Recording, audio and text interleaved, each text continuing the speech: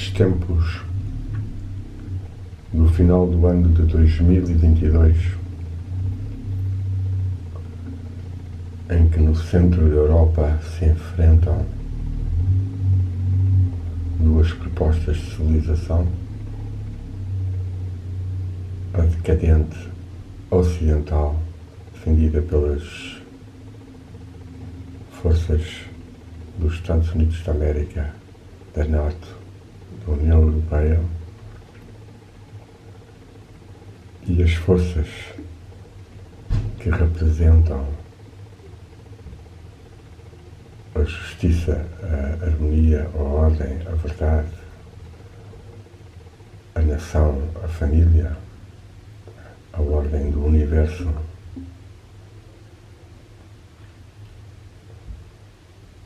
É talvez um bom contributo ouvirmos um pouco da sabedoria russa. Sabedoria tal qual o Arquimandrita Sofroni transmitiu já há alguns anos, há cerca de 60 e tal anos, sobre a oração pura. E vamos ouvir então, a partir da sua aproximação ao famoso santo russo,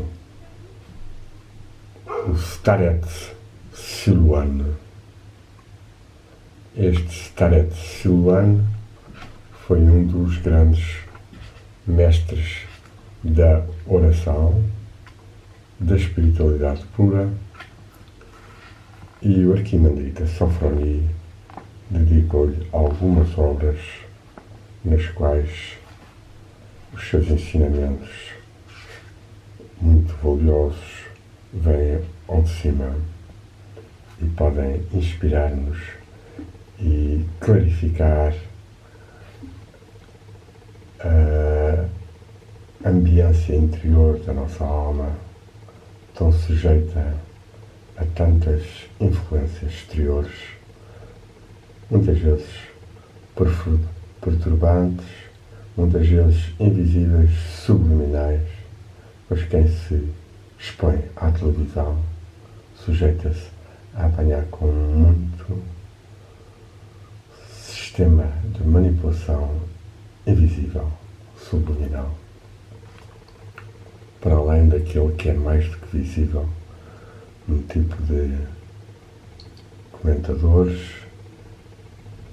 e das suas emoções, da sua falta de verdade, da sua corrupção, do seu partidarismo, da oração pura.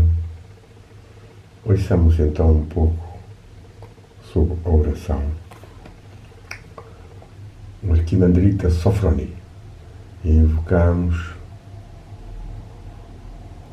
a sua bênção e a do Starets Siluan, do qual ele diz, como epígrafe inicial deste pequeno texto: toda a vida do bem-aventurado Starets Siluan foi a oração. Ele orava sem cessar, mesmo que mudasse constantemente, segundo as circunstâncias, os modos de oração durante o decorrer do dia. Ele tinha também o tom mais elevado, a forma mais elevada de oração, a dos exicastos, à qual ele consagrava, sobretudo, as horas noturnas, quando o silêncio mais ou menos total reina e a obscuridade favorece também este tipo de oração. Estas diversas formas ou modos de orar, e lembro o livro que eu editei e que se está a encontrar ainda em exemplares, Modo de Orar a Deus de Erasmo, no qual recomenda também a oração sem cessar, bem como a oração em grupo. é, de facto, um dos pontos centrais das práticas de controle do corpo e da mente, ascéticas em geral. Assim era para o Starets, e vamos então debruçar-nos, imergir-nos um pouco no que podemos extrair como a sua doutrina, mas expressa já por Arquimandrita Sofroni. Pelo seu amor de Deus e da divindade esteja connosco. Amém. Os 3 modos de orácio, de oração. A oração é a criação suprema, a criação por excelência. E é por isso que ela apresenta uma variedade infinita de formas. É possível, contudo, distinguir um certo número de modos de oração segundo a tendência ou a atitude interior das principais faculdades espirituais dos seres humanos. Foi isso que os padres da Igreja dos primórdios fizeram. Estas etapas correspondem, no fundo, ao desenvolvimento normal do espírito humano, a saber, o movimento do intelecto do exterior para um retorno sobre si mesmo, o movimento do intelecto para o exterior, segundo, o retorno para si mesmo, e o terceiro, a sua subida para Deus, através do ser humano interior. Esta ordem ternária serviu de base aos santos padres para definirem 3 modos de oração. A primeira é caracterizada pela imaginação. O intelecto, o termo grego é o nous, espírito. Nous, o intelecto ou o intelecto superior. O termo russo é muito curioso porque é Om, O-U-M, e que o Arquimandrita traduz como faculdade contemplativa do espírito humano. Esta faculdade contemplativa, ou nous, ou em russo, Om, uma bela ressonância do Om da Índia, a sílaba sagrada, que é também trinitária, ternária, A-O-M, e engloba o mundo físico, o mundo psíquico e o mundo espiritual, e tendo por trás a divindade que os emanou, e por cuja repetição os yogis e muitos hindus praticam formas de concentração e abstração exatamente do exterior, num retorno para si mesmo e numa subida para o homem, pelo homem ou pelo ser humano interior, pelo seu corpo espiritual, que está em ação na criação da oração. Ora, como dissemos, esta primeira modo de oração, o primeiro modo de oração, caracterizado pela imaginação, o intelecto não está ainda capaz de se levar diretamente à contemplação pura. O segundo método é pela meditação. E o terceiro, esse sim, pela imersão na contemplação. Somente este terceiro é correto e fecundo ao olhar dos padres da Igreja, mas conscientes da impotência humana de dominar a oração pura desde o começo da via para Deus, eles julgam naturais e úteis em todos os tempos os 2 primeiros modos. Todavia, eles explicitam que se o ser humano se limita ao primeiro modo de oração e continua sempre a cultivá-lo, mas essa oração permanecerá estéril e não só isso, mas engendrará perturbações profundas espirituais. Quanto ao segundo modo de oração, ainda que superior ao primeiro em muitos aspectos, ele é pouco frutuoso também. Não liberta o homem ou a mulher nem das flutuações mentais, nem das paixões, e não abre acesso à contemplação pura. O terceiro modo, o mais perfeito, é a morada do intelecto no coração, onde, das profundezas do seu ser e livre de toda a imagem, a pessoa que ora se encontra diante de Deus numa oração pura.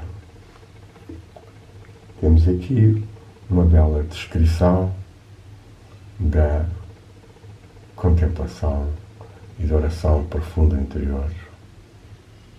O intelecto, a mente, entra no coração, permanece no coração e, nas profundezas do seu ser e livre de imagens, a pessoa que ora encontra-se diante de Deus numa oração pura. O que se entende por oração pura? Se é estar despida de imagens, se é estar despida de afetos, se é estar esvaziada de qualquer conteúdo. Vamos em seguida ouvir. O primeiro modo de oração não faz sair o ser humano da sua perda e desvio congénito. Mantém o seu espírito no mundo ilusório, no domínio do sonho, que é semelhante ao da criação poética. O divino, a realidade espiritual em geral, apresenta-se sob diversas formas ou aspectos imaginários, e a vida humana concreta impregna-se pouco a pouco de elementos procedentes da esfera imaginativa. O segundo modo deixa o coração e o intelecto ainda largamente abertos à penetração de todas as coisas que lhes são exteriores. O ser humano encontra-se então exposto a diversas influências estrangeiras, estranhas, dos quais ele não compreende exatamente a natureza. Ignorando, nomeadamente, o modo como nascem em si estes pensamentos e estes combates, ele torna-se incapaz de resistir como conviria ao ataque das paixões. Contudo, durante o decorrer desta oração, o ser humano recebe por vezes a graça e acede a um estado espiritualmente favorável. Mas a sua disposição interior defeituosa impede-o de permanecer.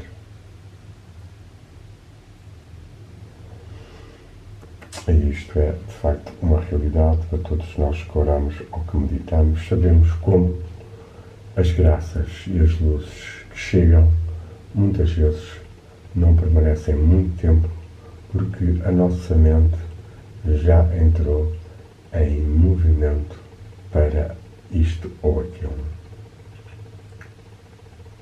Continuemos com a Arquimandrita, satisfeito de alguns conhecimentos espirituais que ele adquiriu e da sua conduta relativamente correta, a pessoa deixa-se levar pela teologia especulativa.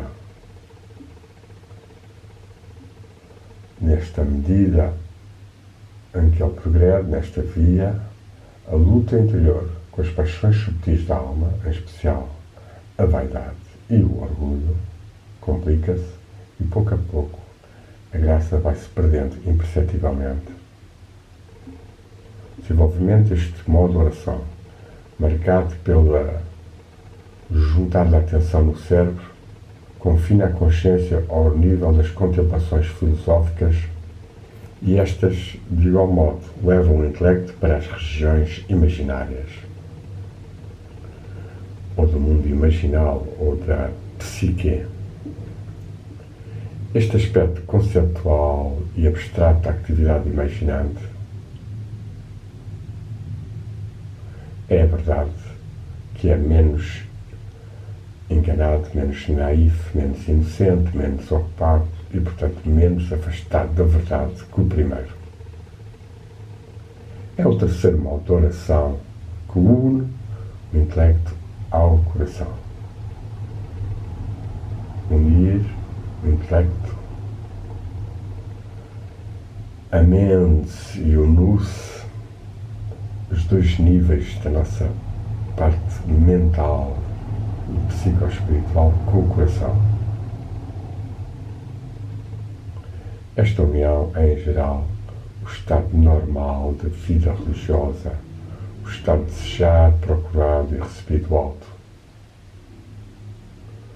Todo crente conhece este estado quando ele ora com atenção do fundo do coração.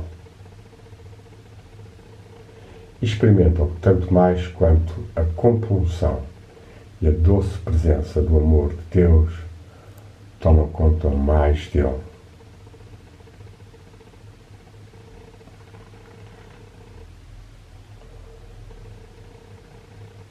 Nesse momento, as lágrimas da humilenie, do grego katanixis, sentimento de dor ligado à doçura do amor de Deus,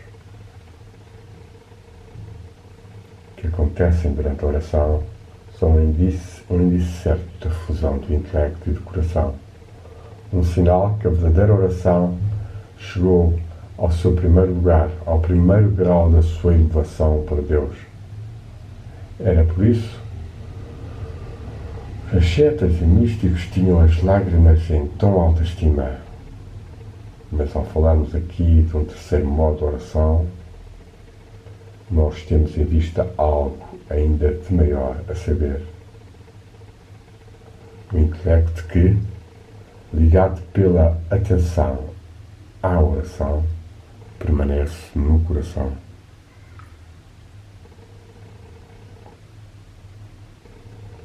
O efeito distintivo deste movimento,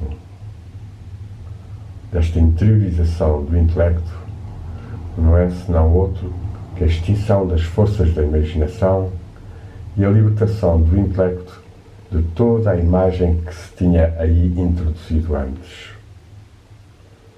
O nous torna-se então todo o olho, toda a orelha. Ele vê e ouve todo o pensamento surgir do exterior antes que ele entre no coração. O intelecto e a oração não só impede os pensamentos de entrar no coração, ele afasta-os e mete-se assim ao abrigo de toda a junção com eles. Chega-se assim, de certa forma, a paralisar a ação de toda a paixão no seu primeiro estágio, quando ele se começa a pôr a germinar em nós.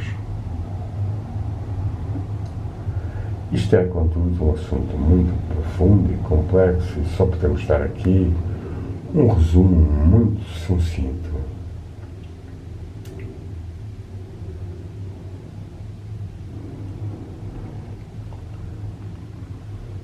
E por ora vamos terminar com esta parte da oração e deixaremos para uma segunda uma continuidade deste belo texto. Ficamos então com esta parte final. O intelecto,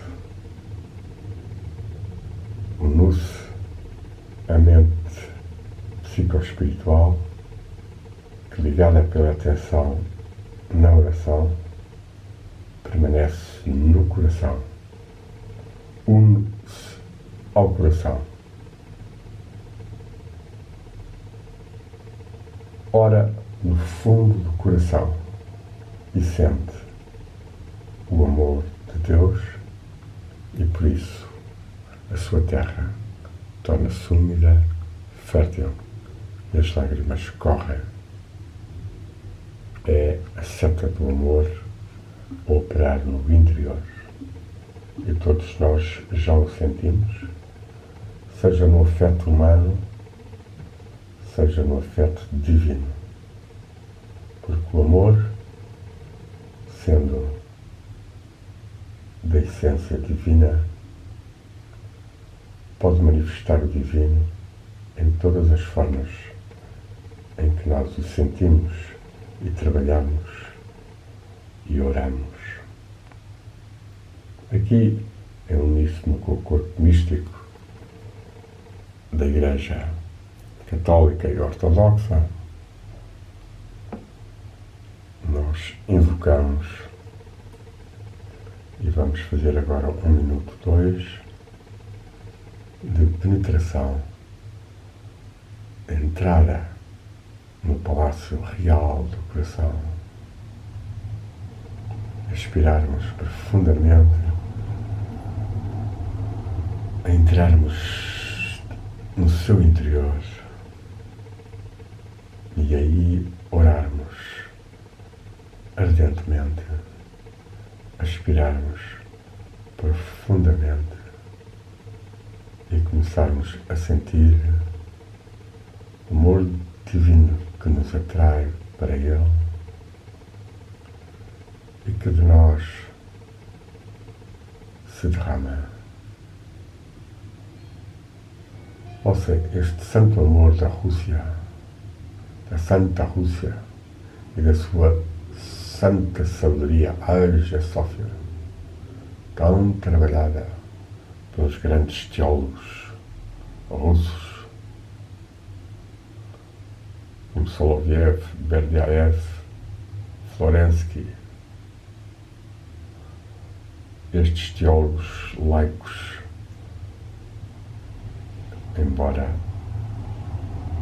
os taretas anteriores tenham deixado páginas que, apesar dos séculos, continuam tão perenes como estes mais recentes.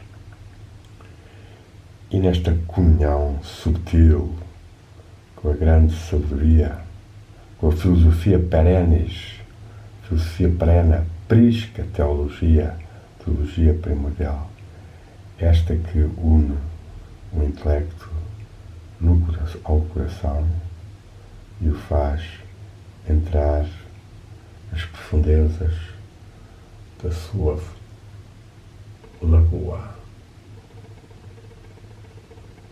E aí, no silêncio, verdadeiramente comungar com o oceano do amor divino.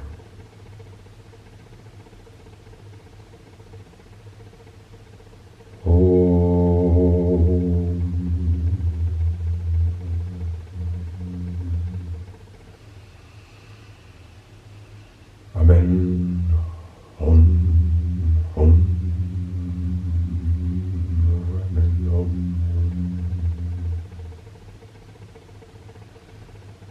Demos graças, invoquemos a paz justa e sábia, fecunda e duradoura para a Europa e para o mundo, para todos os seres e para cada um de nós. Pax, Pax, Pax, Shanti, Shanti, Shanti. Om.